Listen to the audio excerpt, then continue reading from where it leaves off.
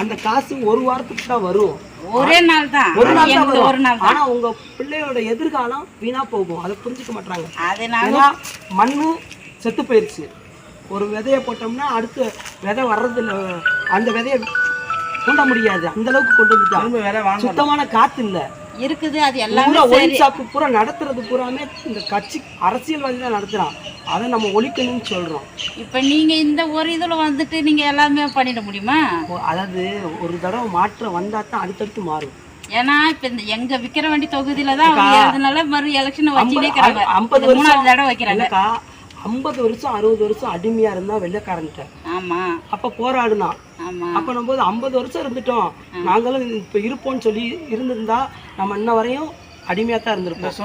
சுதந்திரம் கிடைச்சிருக்குமா? கிடைச்சிருக்காதுதான். அது மாதிரிதான் இது. எப்படின்னா இது ஒரு பெரிய சுதந்திரத்தை இப்ப இந்த அடிமை விலங்கா இருக்கும். தமிழ் தேசிய கூட்டமைப்பு பாத்தீங்கன்னா நீங்க சொல்றது எல்லாமே கரெக்ட்.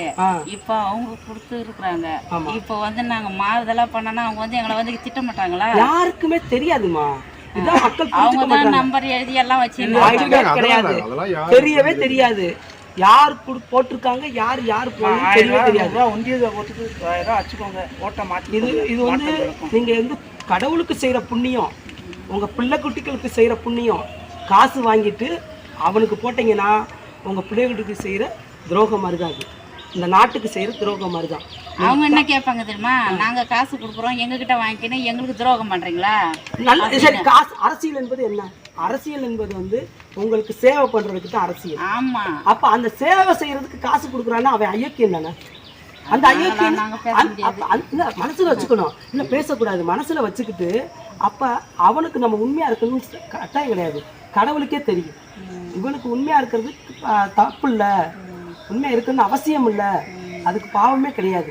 நீங்க தைரியமா குலதெய்வ கோயிலுக்கு உண்டியல்ல காசை போட்டு தைரியமா போய் வர 10ஆம் தேதி 2ஆம் நம்பர். நீங்க சொல்றீங்க எங்களுக்கு அந்த சூழ்நிலை எல்லாம் இல்ல. நாங்க அவங்க கொடுக்குற காசை ஒரு நாள் செலவுக்கு அப்படி செலவு பண்ணிட்டீங்கம்மா. இல்ல உன் பிள்ளை குட்டி முக்கியமா? அவன் காசு கொடுக்கறது முக்கியம். காசு கொடுக்கறது நாங்க முக்கியம்.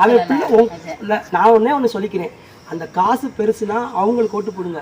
உங்க பிள்ளை குட்டி எதிர்காலம் பெருசுன்னு நினைச்சு நல்லா இருக்குன்னு நினைச்சீங்கன்னா 2ஆம் தேதி 10ஆம் மாசம் 2ஆம் நம்பர் பட்டன்ல மைக்கு சின்னத்துக்கு அனுப்புங்க. ஏன்னா உங்க பிள்ளை குட்டி எதிர்காலத்தை நினைச்சு அவன் காசு கொடுத்துட்டு அவனுக்கு தான் போடுவேன்னு நினைச்சீங்கன்னா உங்க பிள்ளை குட்டிகளை வந்து தெருவில் அனுப்பாட்டுற மாதிரி தான். அதான் உண்மை.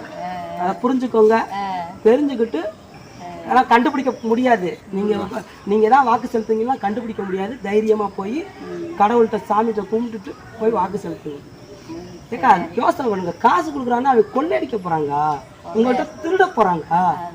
சும்மா நான் வந்து இல்ல எல்லாமே எங்களுக்கு தெரியும். தெரிஞ்சோ மனசாட்சி காசை வாங்கிட்டு ஒத்துக்க மாட்டாங்க. ஆமா. அந்த காசை வாங்கிட்டு எங்களுக்கு அந்த மனசாட்சி இப்ப வந்து அவங்க காசு கொடுத்துட்டு நீ வந்து மாத்தி போட்டா வந்து அவங்க திருட வர்றாங்க, உன்கிட்ட கொள்ளையடிக்க வர்றாங்க. இல்ல காசை வாங்கிக்கோங்க. உங்க காசு அது மக்கள் காசு. மக்கள்கிட்ட 1000 ரூபாய் கொடுத்தானா உங்கள்கிட்ட மலை மூலமா 2000 ரூபாய் எடுக்க போனாங்க. அதனால உங்க காசு நீங்க வாங்கிக்கோங்க. வாங்கிக்கிட்டு அவனுக்கே போட்டாதான் அவங்க பிள்ளைங்களுக்கு செய்யற துரோகம். நீங்க அவனுக்கு போடாம யாருக்கு நாம் தமிழர் கட்சிக்கு போட்டீங்கன்னா புண்ணியம். வேற யாருக்கும் சுயேட்சா நிக்கிறவங்களுக்கு போடுங்க. காசு கொடுக்குறவனுக்கு போடாதீங்க. உங்க பிள்ளை நல்லா இருக்குன்னு நினைச்சா, உன் பிள்ளைங்களுக்கு எதிர்காலம் நல்லா இருக்குன்னு நினைச்சா